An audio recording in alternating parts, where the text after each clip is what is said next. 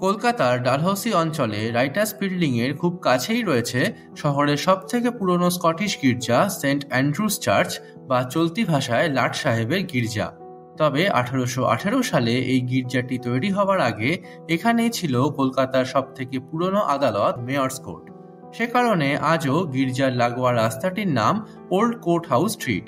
Greek স্থাপত্য শৈলীতে তৈরি এই গির্জাটির সবথেকে উল্লেখযোগ্য বৈশিষ্ট্য হলো এর উঁচু চূড়া।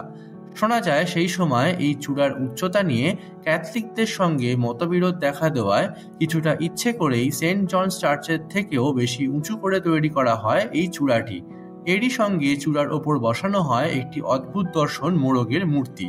তবে ঠিক এই সময়তেই কলকাতায় কলেরার মড়ক শুরু হওয়ায় একটি গুজব রটে যায় যে লাট সাহেবের গির্জার চূড়ায় বসানো মোড়কের মূর্তি এই রোগের জন্য দায়ী।